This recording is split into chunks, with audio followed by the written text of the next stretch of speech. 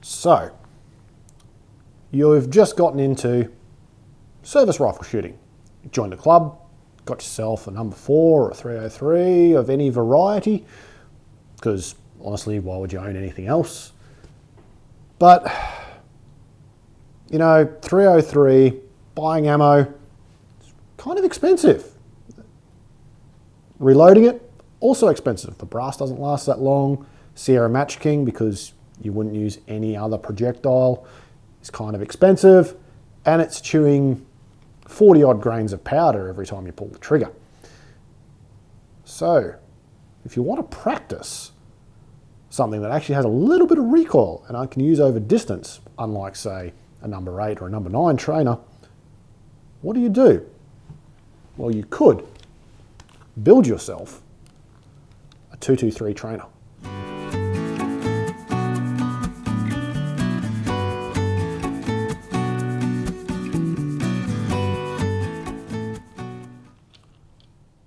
So, what I've got here is quite obviously a No.4 rifle. In this case, a Savage, which has actually got some really nice New Zealand property stamps. Interesting history, how the Kiwis ended up with a bunch of No.4s, and yes, people might get upset at me for cutting up something that's so unique, but it's a Kiwi rifle. Who cares? So, what we've got here is a No.4 converted to 223 Remington. It's cheap, only chews about 25 grains of powder every time you pull the trigger, and, you know, to 400, even 500, maybe even 600 meters, it's a pretty accurate little gun. Well, it's not little. As you can tell, it's the full-sized rifle. It's got little recoil and it's cheap to run. If I was going to shoot this in QMRC competition, this fits within the bounds of modified division.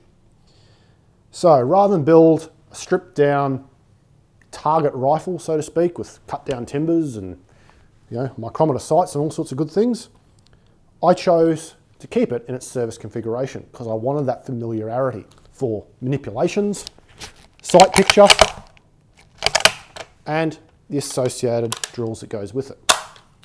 So, this work was done by T-Bone Shipwrighting. He purchased the No.4 action for me, or the No.4 rifle, refinished the timber, redid the bluing, fitted a Lone Walther 223 barrel, which has quite a tight chamber, and machined the front machined the whole barrel blank to closely replicate the No.4, just a little bit thicker obviously and heavier. So, sleeved the barrel, fitted the bayonet lugs, and what's the point of a battle rifle if you can't fit your slasher? So I chose to have them retained. So what I've got here is a light recoiling, cheap shooting training gun. That's obviously exceptionally accurate. The barrel is 1 in 9 twist I had fitted to stabilise the 69 grain Sierra Match King, tipped Match King bullet. And it shoots them pretty well. I've used this rifle in some target rifle Sunday or Saturday matches, and it's shown very good accuracy potential out to 300, 400, and I've shot it at 600 yards, and as of yesterday, 700 yards. The grouping and accuracy is there, just like any other Enfield.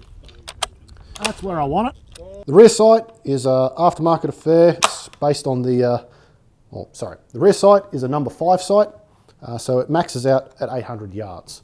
That's okay because I'm only using this at max 700 yards, and to be honest, I'll probably cap it at 600 yards. But there's enough elevation adjustment there for me to match my 223 ballistics. Where things get interesting is obviously modifying bolt and magazine. Now, I didn't just build a target rifle, I wanted magazine feeding capacity. So, what they did was, this is obviously loaded with dummy rounds, was modify a Ruger Mini 14 magazine. This is the 10 round variety to avoid any legal issues. They modified it by fitting this lug on the back, which engages with the standard SMLE magazine latch. At the front, the Ruger is a rock and lock magazine, So internally, they fitted a block with a pin to match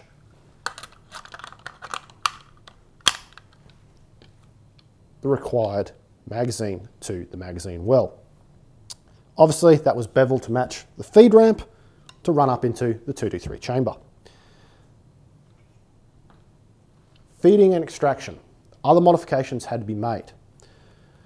As you can see, this gun cycles and runs just as fast and just as smoothly as any other Lee Enfield.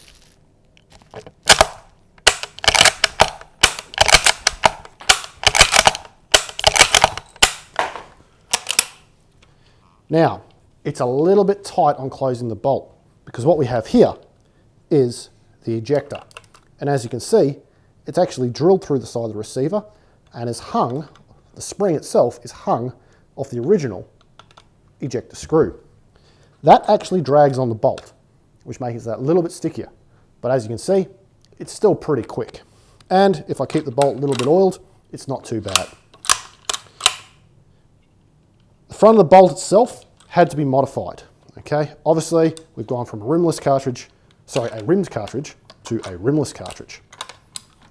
Subsequently, the head of the bolt had to be modified and enclosed the face of the bolt. Obviously, the extractor itself had to be modified as well.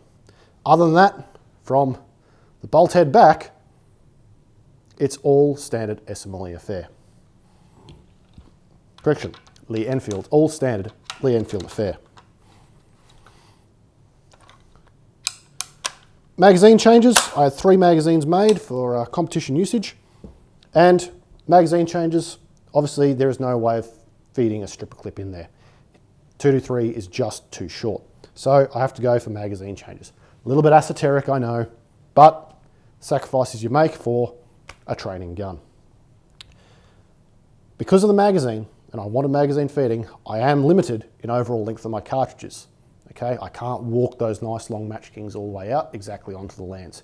Single loading, not a problem, but I wanted to keep my magazine feed. So, shoots well, runs fast, shoots accurately to distance, replicates the look, feel and handling of the No. 4 rifle very, very well. It's exactly what a training rifle is supposed to be. Cheaper to run and replicates the aspects that it needs to. Other than that, there's not much to it. Now, everyone's got their own opinions on training rifles. Okay, should they be 22? Should they be some other caliber like 223? Put that in the comments below. Let's have a discussion about it. 223, it was cheap for me and I wanted the extra distance as opposed to my War Office trainer or my No. 2 rifle, which is single feeding 22. Let us know down below. If you like what you see, please like, subscribe, share with your mates, and we'll catch you out on the range some other time.